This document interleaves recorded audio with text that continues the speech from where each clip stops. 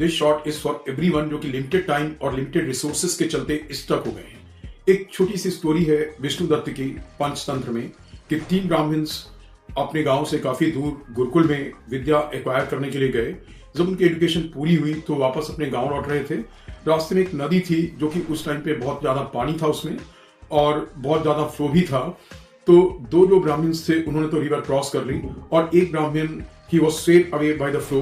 तो उन्हें बचाने के लिए जो बाकी दोनों ब्राह्मण्स हैं उन्होंने अपनी विद्या के बारे में सोचा, जिसमें था कि विद्वान लोग क्या करते हैं कि अगर सब कुछ जा रहा हो तो जो बच सकता हो उसे बचा लें।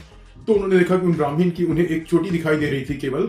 उन्होंने चोटी को काट के रख लिया और बाकी पंडित जी को बह जाने दिया। तो देयर आर 2 थिंग्स, एक तो half knowledge is useless, second thing कि knowledge without wisdom is also useless. अब इस टाइम पे जब जेईई मेन में केवल 10 दिन रह गए हैं तो आपके लिए क्या करना है और क्या क्या पकड़ना है और क्या छोड़ना है, इसके लिए बहुत ही वाइज होना चाहिए जेईई मेन में, नीट में और इन जनरल लाइफ में भी। तो मेरी एडवाइस है कि सबसे पहले जेईई मेन में इन 10 दिनों में आप अपना स्कोर कैसे इंप्रूव कर सकते हैं, जिस स्कोर पे आप स्टक कर गए हैं, कि आप सबसे पहले 12th वाले पार्ट में सब कुछ थियोरेटिकली भी, कॉन्सेप्चुअली भी और क्वेश्चंस वाइज भी पूरा का पूरा प्रिपेयर कर लो। 11th वाले पार्ट में आप धीरे धीरे आओ।